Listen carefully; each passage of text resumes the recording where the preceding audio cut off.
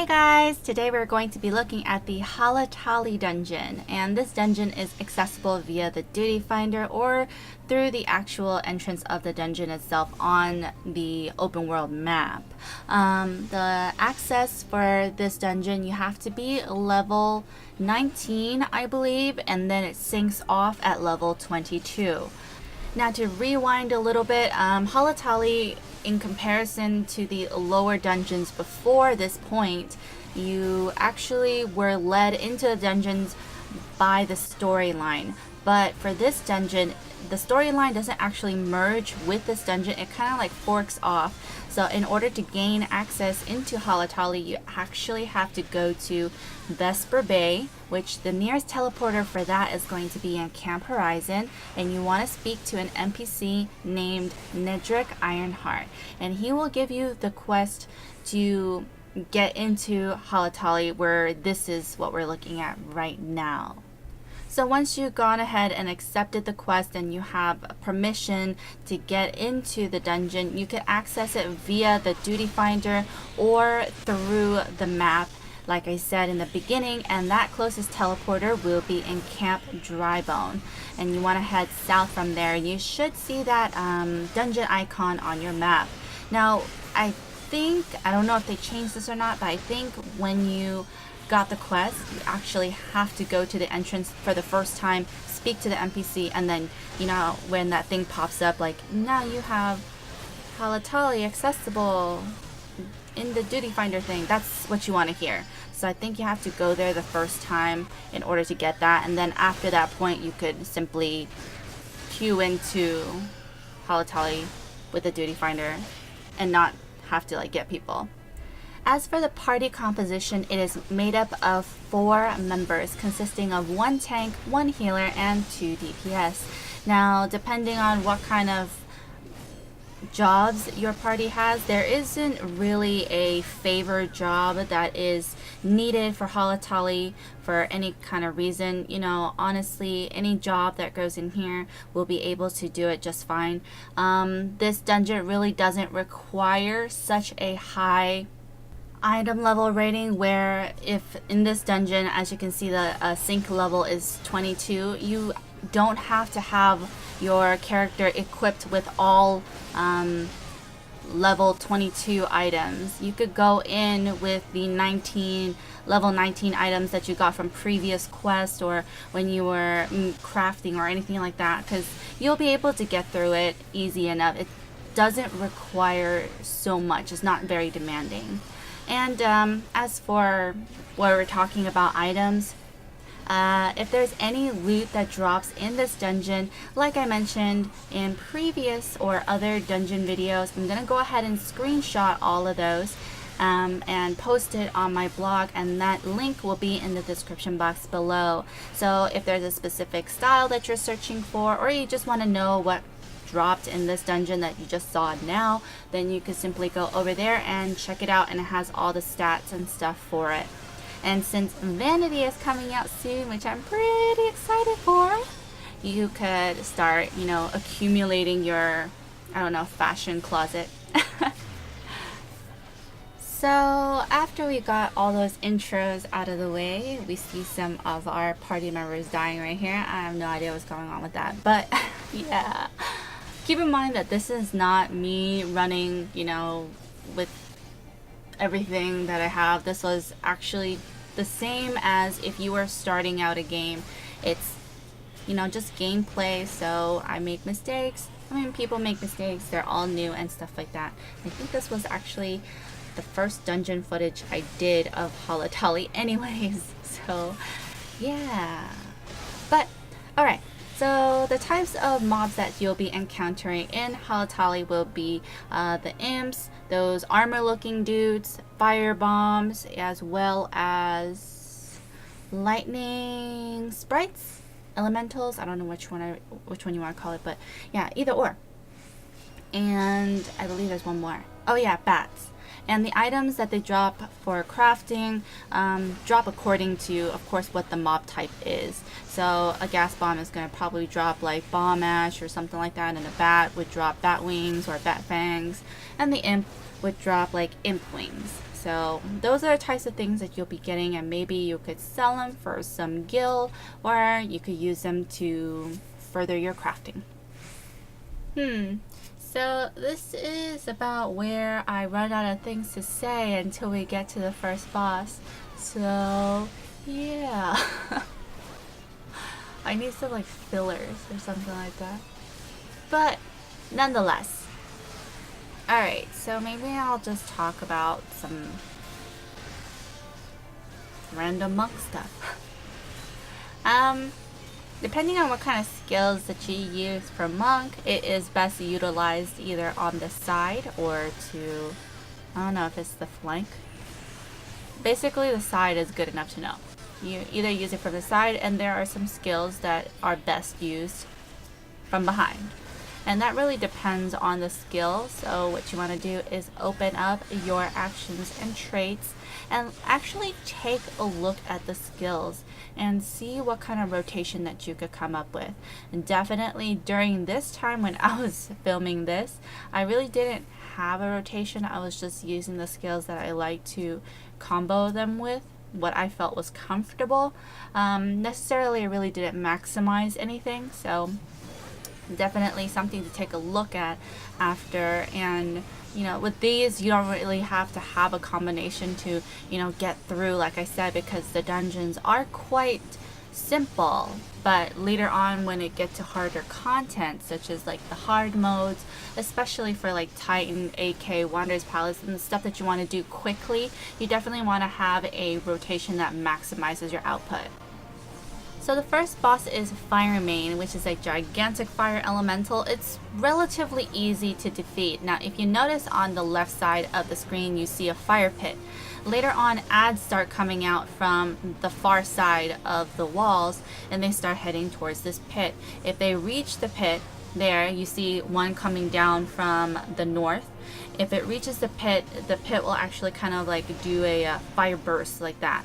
Scorched Earth is the attack damage that will happen, and every single time an ad goes into the fire pit, it will damage you.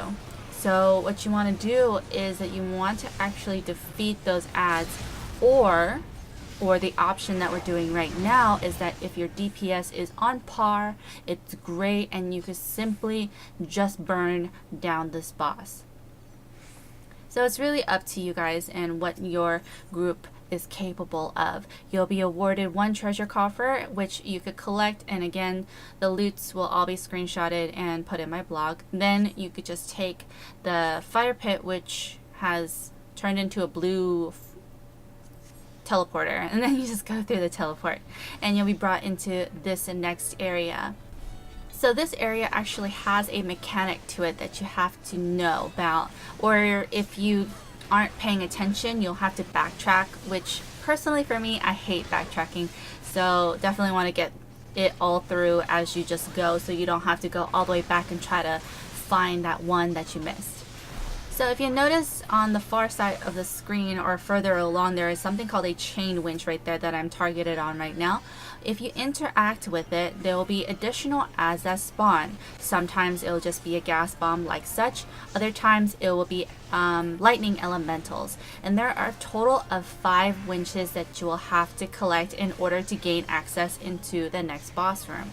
So what you want to do is just be aware of where these winches are and make sure that you don't miss any of them. So while you're going along, you probably just want to defeat all the ads that come across as well. By the way, guys, I'm trying something new. I'm not sure if I'm going to continue to do it this way or not, so I guess I kind of want your input on it. When we're fighting trash mobs or just like random ads that are out on the open, not boss fights but just random mobs, do you guys prefer like the full fight but sped up, or do you prefer just in real time speed, like nothing sped up or slowed down, but do you want me to like cut out the middle so that you're not staring at the same mob for like 5 minutes? Because it takes some time to defeat these mobs if you actually play the game, and while you're playing you don't really feel it, but when you're watching something it's like, oh my god, is it not dead yet, you know? So let me know how you feel. Like this one is in real time right now, these group of ads, but the group of ads just previous to that, before the firebomb, that was sped up. So you could kind of feel the difference as that, and I'm pretty sure in other dungeon videos you've actually seen where I cut out the middle and just kind of fade into where the ads are just about dead. So let me know which one you guys prefer. Okay, and for this part you see me on a bridge, but on the very left hand side on the bottom there is actually another chain winch right there. But and there's a gap there too where you could just fall down and get that chain winch. But there is also this chain winch right here where if you just continue on past the bridge and down the ramp, you'll see this winch. So what you want to do is that if you wanted to just avoid some ads or unnecessary ads that you don't really have to defeat, you could just go down the ramp, handle these 3 dudes right here, get the chain winch, and then backtrack back up the ramp and then fall down at the bridge on the gap. And then you'll land on the next winch where you'll just collect. So that helps you avoid, I think, just like one group of ad of 3. I mean, it's just 3 ads, but at the same time, it's a little bit more time you shave off. So it's really up to you guys.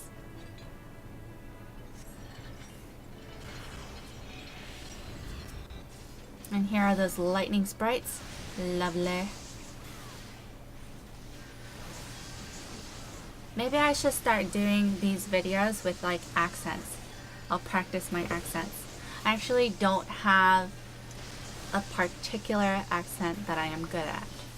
I know that when people listen to me and when I first started this YouTube channel, I didn't think that I had such an accent, but I started noticing people were like, "Are you Asian? Because, you know, I could tell by your accent." And I was like, "Really now? Interesting. I didn't think I had one." But I guess you're not really aware. Well, I'm really not aware of how I sound, so I might. So here you see me going back up the ramp, and this is what I'm talking about. So if you go back up the ramp on that bridge right here, you want to just drop right through that gap, and then you'll see that chain winch right on the bottom, and all you have to do is collect it.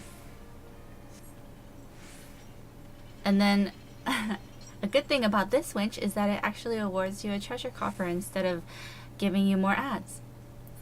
So by this point you should have a total of 4, and then right after that winch that gave you the coffer, there should be another winch to the right of that further down, and that will be your 5th winch, which makes the total of 5, which allows you to open the door. So if you don't have 4 by the time you are at the chest, that means you missed one and you have to go back. So don't forget that. What was I talking about? Oh, accents. So yeah, maybe I should do accents and stuff. What about my southern accent? When I moved to the States, I was actually in the South. So not really far south, like not in the boonies or anything like that, but like I was still in suburbia, but in the South. So maybe I should do a southern accent. I do say y'all a lot, so I'm like, "Hey y'all," like I'm pretty sure you guys hear it, but I didn't realize that that was such a southern thing until I visited a school up in the north, and the people I talked to were like, "Wow, you are really kind of southern." And I'm like, "Really? Interesting. Interesting." I need a beard when I say that. Interesting. But it'd be weird if a girl had a beard, right? Yeah, I might want to get some wax for that at that point. Alright guys, so after all that rambling, we are at the second boss, and the second boss is Thunderclap, and I'm gonna not butcher the last name by not saying it at all.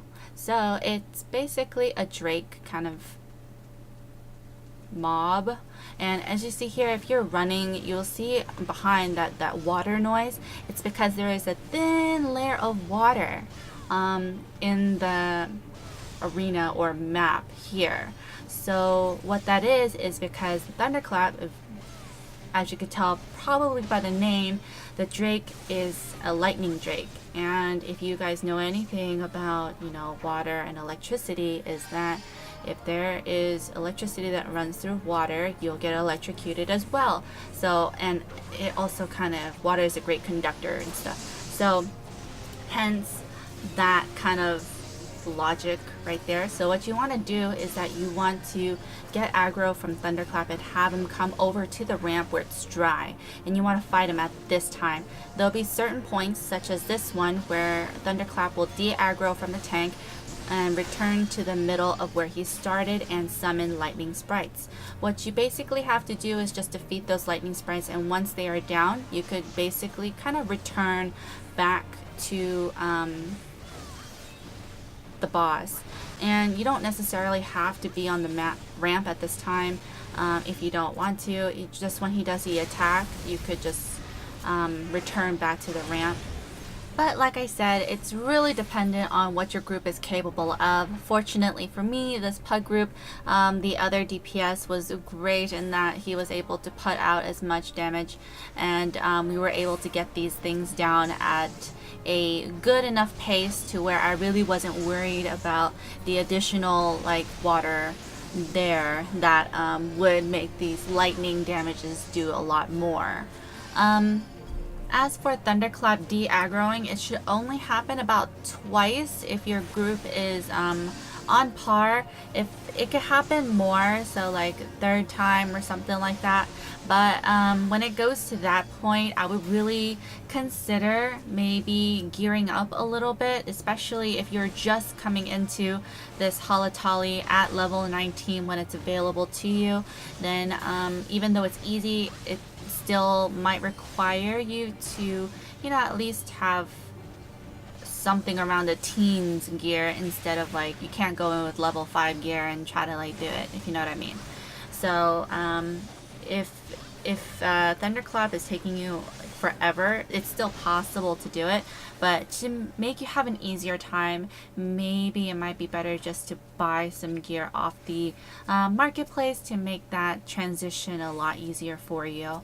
And after Thunderclap is defeated, you should be awarded with 2 treasure coffers where you could loot from, and just take that teleporter into the next area of the dungeon. Alrighty, so this next portion, you will go up the ramp and there will be like a platform that levels out like into a circular area. There will be a treasure coffer in the dead center. Now, if you try to go get that treasure coffer, a sub boss or kind of like an optional boss will spawn, and it's really not that hard to defeat or anything like that.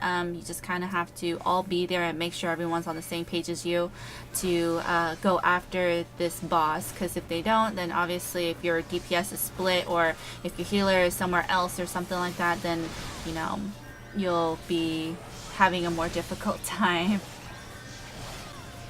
But again, that is totally optional. So if this is just more like, I just want to get through it, I don't really care about this treasure coffer or what's in it, then you could simply just proceed straight on into this last boss.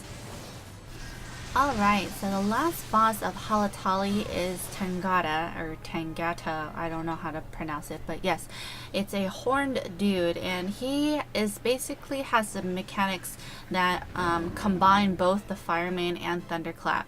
Now, what I mean by that is that they take similar mechanics from both of them. Now, this clip I'm showing here is relatively old, so it doesn't show a little bit of the changes they had made to Tangata that will be available for you now, but I'll go ahead and let you know about that. Now, the mechanics that I'm talking about is that like Thunderclap, there'll be times when Tangata will go invulnerable, or he will, I guess, he'll go invulnerable and have a pool of lava around him, and that will prevent him from taking any damage. But if you're standing in that lava, you will take dot damage. So be careful of those lava pool areas and just avoid them. The other portion where that comes from Fireman is that just like Fireman had those ads that came out and blew up at the fire pit, that's the same concept, but these ads head towards Tangata, and once they reach Tangata, they'll actually explode and do AoE damage to everyone in the group. Now, there will also be a fire sprite that pops up that's a little bit bigger than these ads here. You want to defeat those fire sprites when they come up, because that will make Tangata able to take damage again. So when they come up, focus on those fire sprites, because if they stay up, then Tangata will remain invulnerable, and that will just be a lot more work for you guys. So we just saw one of the explosions go off. So that's what you want to prevent, because it'll just make your healer have a more difficult time trying to heal and trying to keep himself alive as well. Now, the reason probably why these changes were made and this invulnerable aspect was put in was Tangata was taking way too much damage during this time. Hence, you know, he's almost dead now. So yeah, those are the only changes that I've noticed from this clip here, as far as the actual in-game that we see now. So just keep those in mind. Remember, if you see a fire sprite, you want to break that down or defeat that as soon as possible. So that's about it, guys, for Halatali the dungeon. After you defeat the final boss, you should be awarded with the final treasure coffer that is available to you for this dungeon. Again, all the screenshots are in my blog, and if there's any other things that you want to ask me, just go ahead and put that in the comments. I check my comments a lot and periodically, and I reply to them as much as I can. So yeah, just go ahead and ask me something if you need. Once again, thank you so much for joining me in this kind of like walkthrough, show through of Halatali the dungeon. If you have missed any of the other dungeons, or like the most recent other dungeon video that I did, I'll go ahead and put that link in the middle right here for you, and so that you stay updated. And if you want to get updated as soon as I put up new videos, you could go ahead and subscribe right on top. I also do have other forms of social media that I connect with people. You could find all the convenient links in the description box below. I hope you have a great rest of your day from wherever you are, and I will see you later. Bye bye!